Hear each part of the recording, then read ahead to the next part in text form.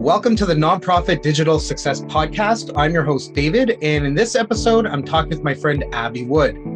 Abby is a content strategist that's been helping companies connect with their audiences online for the last 10 years.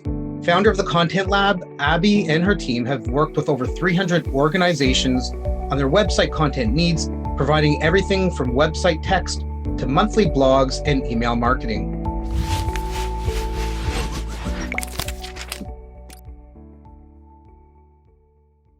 How's it going, Abby? Good, thanks. How are you?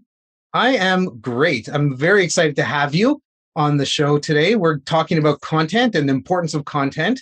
And behind me, I've got a content calendar that we use here at my agency. So I'm super excited for people that are listening to the Nonprofit Digital Success Podcast to understand how content can actually intertwine with their digital marketing strategies. Yeah, so starting with that, how is it that people can make the most of their content online? So I would definitely say repurpose as much as possible. So kind of, we all know that content takes forever to write usually, especially if you're doing it in-house, you've got 1,001 things on your to-do list and content is usually somewhere around the bottom. Just like, I need to create a blog post, but I have 1,001 other things to do first. So try and get the most out of each thing that you're doing. So kind of, with an average blog post, you can take that and turn it into an email marketing newsletter kind of thing. You can also take little sections out of it and turn it into social updates. You can pretty much use it for as much as possible. So definitely don't be afraid to kind of repurpose. We've all heard the phrase, it takes about 8 interactions before somebody will actually convert into either donating or volunteering time or whatever it is that you're looking to get them to do. So the more they see that message, the better. And the less time it takes you guys to do as well. So. It's all about the know, like, trust factor, right? The more interactions you have with people over time, the more they understand what you do, they believe in what you do, they build up a relationship with you or your organization, and then they want to have some kind of interaction with you. And I think that really speaks volumes.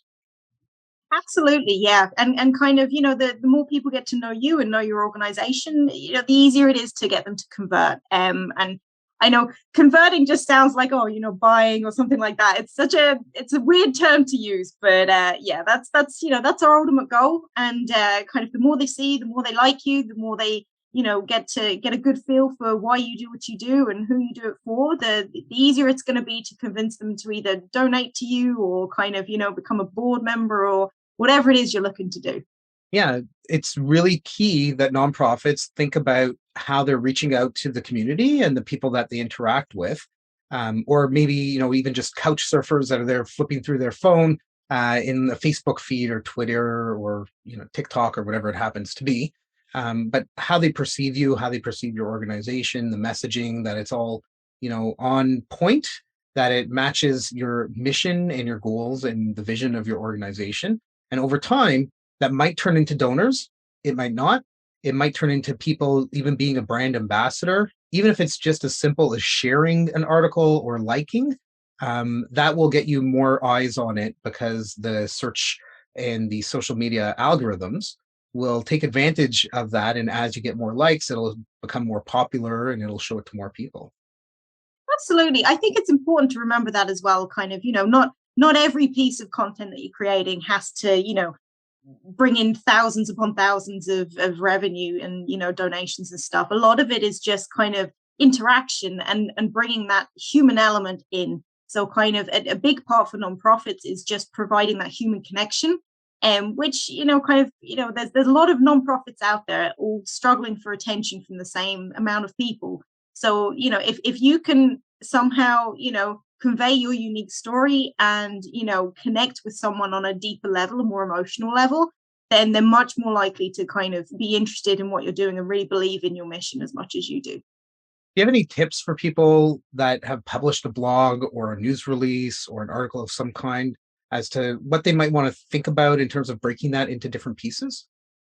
Yeah, so I guess so with your average blog post, you can definitely if you have a talented graphic designer on hand, or you have a digital agency that helps you out, you can definitely turn that into a video. So you could have like a little like section of it that could be turned into a video. So like, you text over, like, stock videos aren't great, but sometimes they're needed. If you don't have your own videos on hand, stock photos are great, just to have something.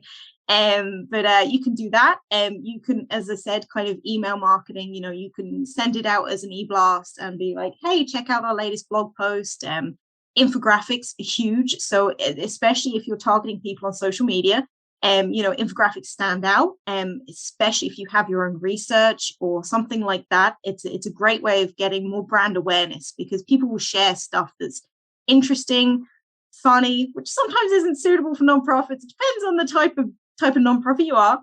But something that again goes back to that human connection. So are they finding out something really interesting and life-changing, or is it entertaining, is it funny? And with videos and infographics, you can take a section of a blog post, or a research piece, or whatever it is you have, and just turn that into something visually appealing. Because as much, I'm a copywriter by nature, so as much as I wish everybody read, not a lot of people do. So if you can kind of grab their attention with bright colors and beautiful photography or videography or whatever it is, you can definitely kind of drive traffic back to your blog with that, or just kind of direct them back to the website to try and kind of convert them there. So taking the blog or the news item, I think if you look at it maybe paragraph by paragraph and go, all right, what's the main point in this? And then create another piece of content for social from that. And I think you'll be able to find from any piece of content, easily you'll be able to get 4 or 5 additional pieces of potential social content from that. Absolutely. And, kind of, you don't even have to rewrite it. If you're stuck for time, for sure, take a paragraph out of a blog post. If it's got something really insightful, really engaging, just take the paragraph out of the blog post and just pop it in as a social update, and direct people to the rest of the blog, like, oh, does this sound good? Then read more here, that kind of stuff. So yeah, it's all about kind of streamlining content creation, because it can take hours out of your day. This is what I do full time, so kind of it's a long thing to have to do, especially if you have other things on your plate. But trying to kind of cut down the amount of effort to create content, and repurposing is everything, especially for nonprofits. Just cut out a paragraph of a blog post, pop it up as like a Facebook update or an Instagram update or whatever it is. And there you go. You can create 3 or 4 blog posts, 3 or 4 social updates from one blog post. And kind of, obviously you wouldn't post them day after day, but I mean, if you posted one of them, every other week or once a month, driving traffic back to that one blog post, then you've, say if you had 4 news updates for a month, you've got, a day of content from each there. Do any of these systems care about, I guess, the cadence and the frequency that people are posting at? Like, what kind of scheduling should people be thinking about in terms of ongoing content? Yeah, sure. So the more you update your website, the more Google loves it. So Google, in its almightiness, it has its little trackers, and it keeps an eye on kind of how frequent you update your website. So say if you are, at the very, very least, you want to be posting a blog post or a news event or something like that on your website at least once a month. That's a bare minimum. Kind of, I always recommend to companies and organizations and nonprofits and everything, at least once a month. I mean, most nonprofits, now that kind of we're easing out of lockdown and everything, kind of, we're back up and running with more in-person events.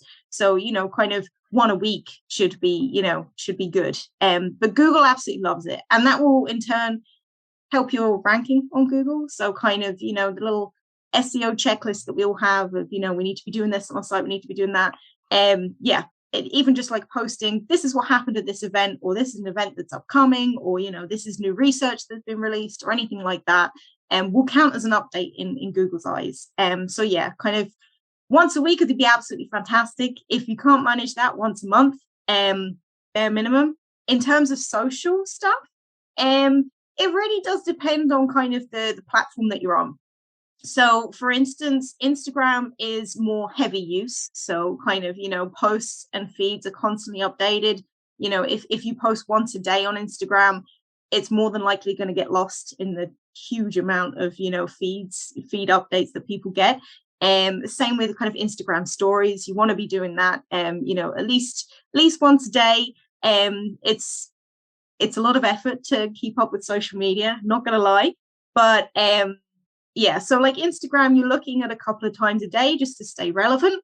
Facebook at least once a day. Like these are kind of like daily tasks, which is where kind of the content repurposing comes in handy. Instead of having to write something extensive every single day, kind of schedule things in advance or kind of batch things up. So you want to kind of write a month's worth of updates, and then kind of if you have something urgent that comes in, or like a brand new news item that comes in, add it in on top.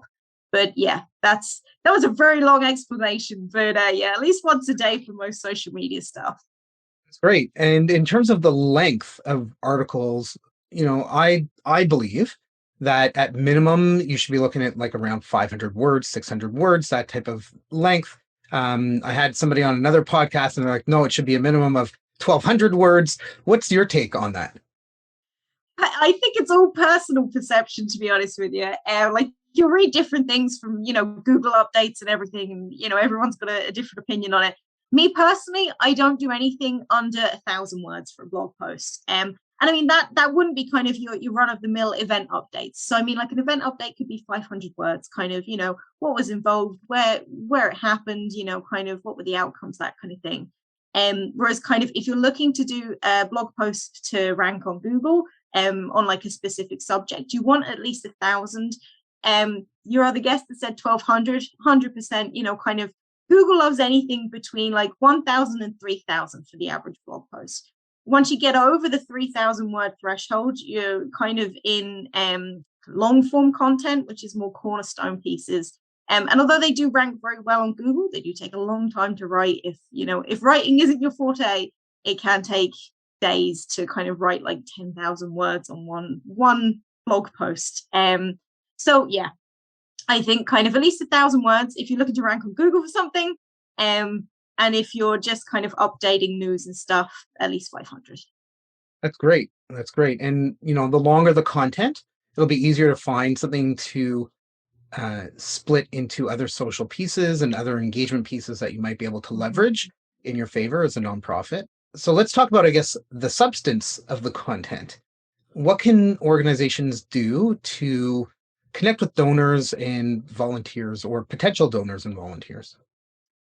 So I guess kind of there's this this kind of stereotype of storytelling being the best selling point, and it is. People connect with stories. So I mean, if you're looking to really emotionally connect with someone, focus on the human stories behind what you do. So whether it's kind of reforesting an area in Africa, or whether it's helping kind of local traders get more business, or whatever it is that you focus on the people behind kind of what you do. So it is very good to go into the details of exactly how you help people, for sure, but the emotional connection is kind of your main selling point. From a copywriting perspective, and when you're writing, try and always kind of address the reader. So instead of being like, we do this and we're fantastic and hire us and do this and donate now and all this kind of stuff, focus on kind of the end benefit for the person reading it. So if they're donating their time, kind of focus on how they're helping the situation, and rather than being like, oh, you'll help us kind of make us even greater. But kind of you'll be helping. So say if it's a woman's refuge, you're helping vulnerable women in society get back on their feet, or that kind of thing. So always focus on like the deeper end benefits of kind of what you're trying to write about. So rather than just being like, we're offering a bake sale, it's like this is what we're hoping to achieve with the bake sale, kind of thing. And I talk about that so many times on this podcast, and even in meetings with prospective clients and current clients and past clients. You want to try to evoke some kind of emotion, and that's what's going to drive people to care about your organization. right? If you're just talking about we're the best at providing shoes to third world countries, or right, why is that important? Why should anybody care about that? Why is this a problem? And if you can get to the heart of that, that's going to really help create that emotional connection, which in turn, over a long period of time, as you've said before, there's the 7 or 8 interactions before somebody will want to do anything, right? Creating that relationship and making it heartfelt and genuine, I think, is a really Yeah. key piece. I think it's a tricky kind of it's a tricky line to walk with fundraising and volunteering and stuff. It's very tricky to kind of make that emotional connection, but not come across as manipulative. We've all seen the adverts and stuff where it's like that's a little bit too much on, kind of the scale of, yeah. So it's a tricky kind of line. The way I always approach nonprofit copywriting is to try and see the positives in every situation. So although kind of if you're dealing with a very kind of difficult situation, definitely try and highlight the positives, the positive outcomes, because and that's a big thing about kind of the emotional connection with readers as well. If they feel like something is too negative, they'll just tune out, because we all know the news is full of bad news now, and it's just like they've just had enough. So kind of if you can put a positive light, kind of a good spin on things, then people are more likely to listen and to listen longer. I think that's very true, right? You don't want to see. I remember very distinctly, I don't remember which organization it was, but in the 90s, there were commercials of, starving children that were Yes. like, you could see their bones. There was like no muscle tone. There was nothing, right? And just like Yeah. for $1 a day, I think that's what it was. $1 a day, you can feed a family or whatever it happened to be. There's only so much of that people can take. And it's a hard Yeah. thing to see. It's a hard Yeah. thing to talk about. And I agree with what you said completely. Find the positive on it. Talk about, how you're impacting and why this is such a great idea, and, really get to the bottom of it. Yeah, I think that's a very good kind of approach for, the human stories behind it as well. You can do like before and after, kind of like this is the situation this person was in before, here it is after we've helped them, kind of, achieve whatever, or get healthier, or whatever it is that you guys specialize in. And going back to the TV ads there, kind of, I was back home in the UK for Christmas, and I don't know what it's like over in Canada, but every single Christmas, every single advert is a charity. And because it's Christmas and people are very charitable, and it's like 8 minutes nonstop of horrific imagery just on your TV, and you're like, oh my God, this is Christmas. Like, I just feel bad. It doesn't make me want to donate. It doesn't want to make me volunteer. It just makes me feel bad. And I think a lot of people, I think with media being the way it is, we're very much saturated with horrible imagery. And I think it doesn't work the way it used to, that a lot of charities used to kind of approach their fundraising. I think, yeah, I think it's time to put a more positive spin on things for sure. Yeah, the last couple of years with COVID and then all the other things that have been going on around in the world, it's let's try to have some positivity out there, right? Yes. To make people smile and feel good about what they're doing, and I think that goes a long way. The saying is, right, you attract more flies with honey. Yes. 100%. 100%. It is true. Yep. So we've been talking about content and taking long form content or medium form content and splitting it and chunking it up and posting on social. And so this is a little bit of a loaded question, but what channels should nonprofits think about pushing content out on? It entirely depends on their audience, which is just like people listening are going to be like, well, that's helpful. Thank you. So it depends on your audience, and it depends on where they hang out online. So I never recommend somebody to post on absolutely every single social platform, because the people that use LinkedIn are not going to be the same people that are using Twitter. They're used for very different audiences, and they're used for different purposes. So, with Instagram, very image heavy, kind of a lot of people do fashion and beauty and travel and this kind of thing. It's a great way of connecting with people, if you're very visual, and if it's a certain age group that you're going for. So, typically big stereotype here. Typically, Instagram is kind of, anywhere from like 18 to like 35, that kind of age range. Same with like TikTok. I'm 32. I don't use TikTok. I know I'm probably like, in the minority here. Most people are on TikTok, but kind of you wouldn't typically kind of go on TikTok to try and kind of fundraise and that kind of thing. You may do if you're kind of an organization for youth groups. 100%, you're going to find your audience on TikTok because kids love TikTok, teenagers love TikTok. If you're more kind of in the business space, kind of the more professional space, LinkedIn. It's all about knowing your target audience and where they hang out.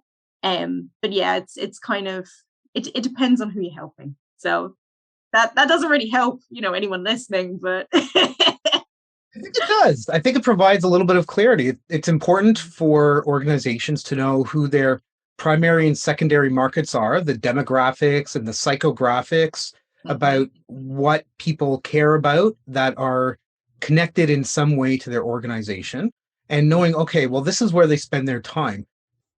Chances are LinkedIn is probably a really great space. Depending on the audience you're going after, if they're really highly visual, if you're a cultural arts center, right? Yes. Being on Instagram or TikTok, if it's like dance arts, or if you have an artist doing a residency and you want to film them doing whatever it is that they're working on, I think there's certainly great opportunities. But knowing, okay, here's your primary person that you're going after, here's what they care about, here's where they hang out, and going after those specific platforms that they'll be on is important, because you can save yourself hours of time. If your audience isn't hanging out on Facebook, but you're in there spending hours and hours a month posting on Facebook, updating on Facebook, potentially advertising in Facebook and spending money on that, is it the best spend of your time? This is it. I think that's you've kind of hit the nail on the head. It's if it's like going fishing in an empty pond. If there's nobody there that's interested, don't be spending money on Facebook ads. It's kind of it's where are you going to get the most bang for your buck almost, and I hate the phrase, but are your users hanging out on Twitter? If they're into arts and culture, then possibly, but are you going to find like serious kind of business people, looking for networking opportunities? You're not going to usually find them on Twitter.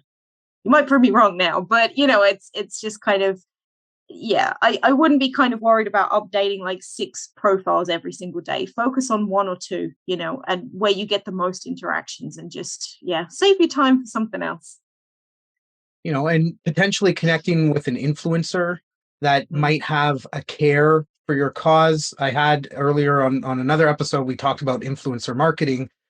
If you find an influencer, if your organization is trying to cure cancer and you're trying to raise awareness about that, I'm sure there's hundreds and hundreds of celebrities or A-list, B-list, right, that you can connect with to potentially help spread your message.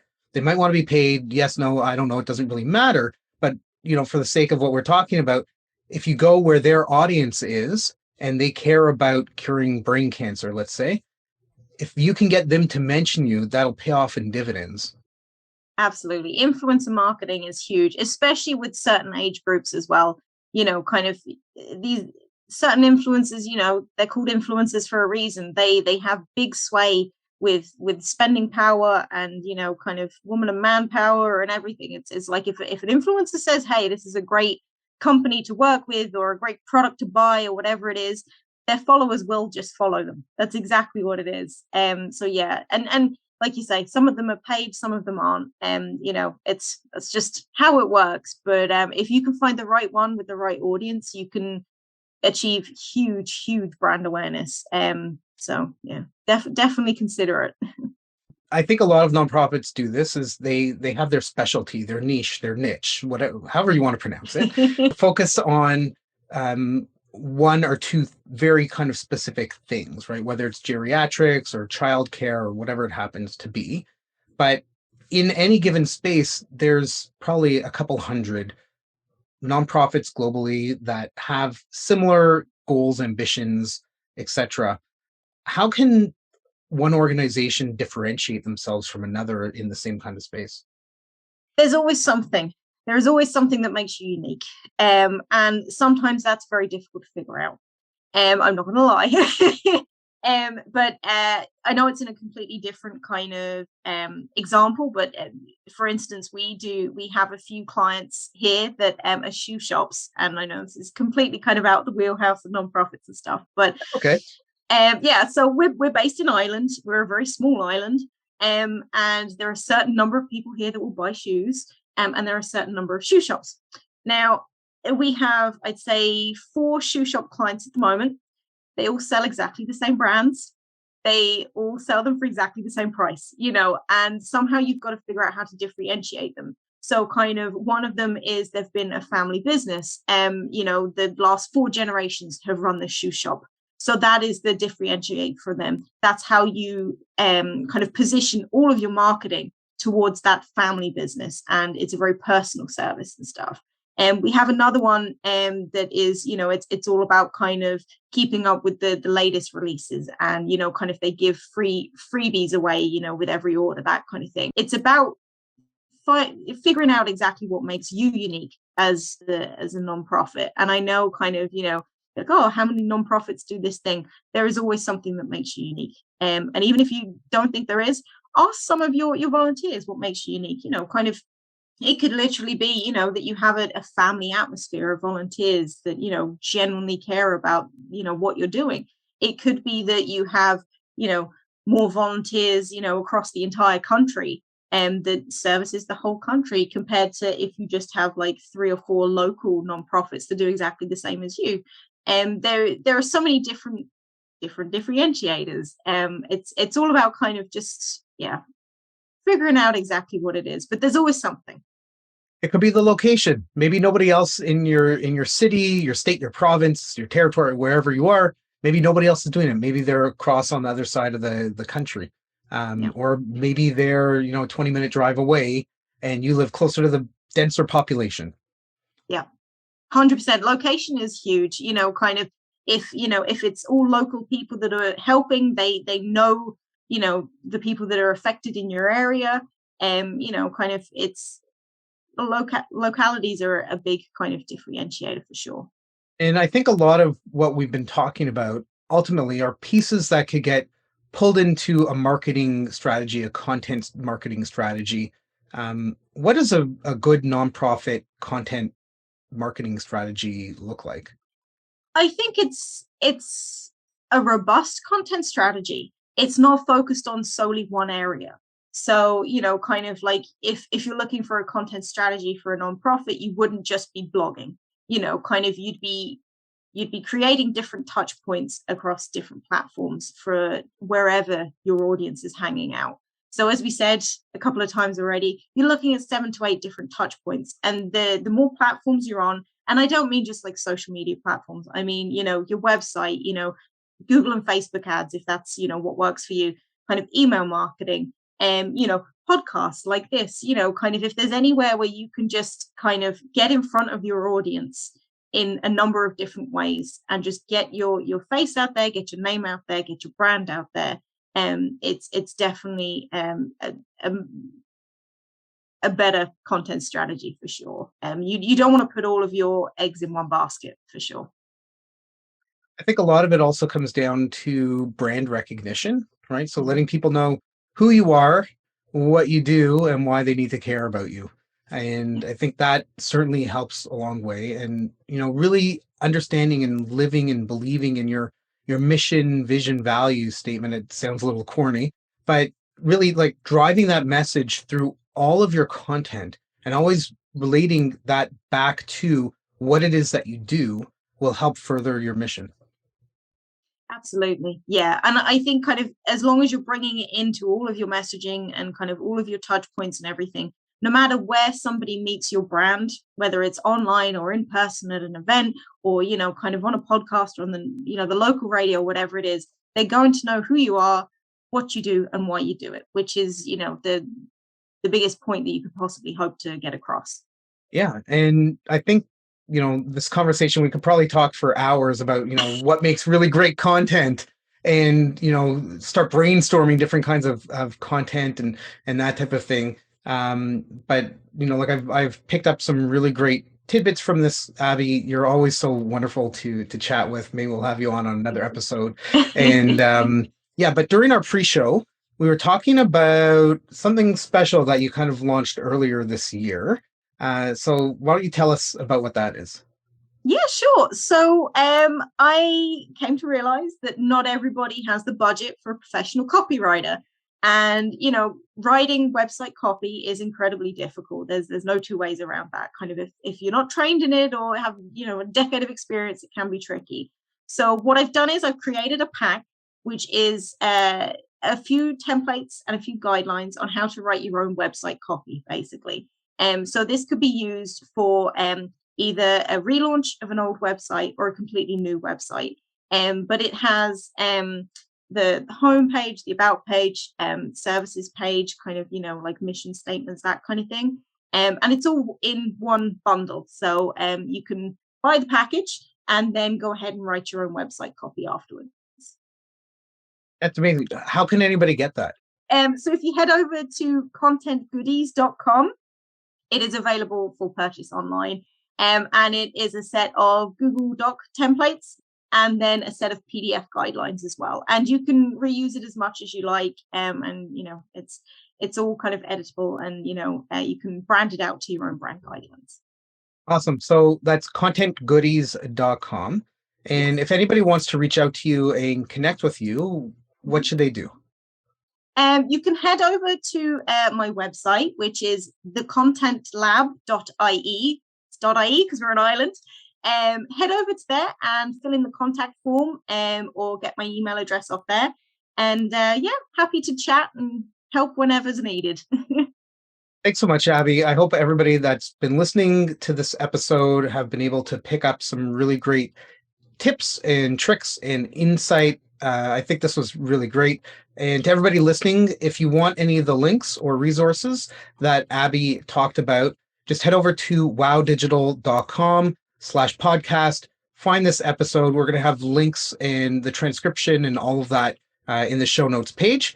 And until then, until our next episode, keep on being successful. Thanks so much, guys. Thanks.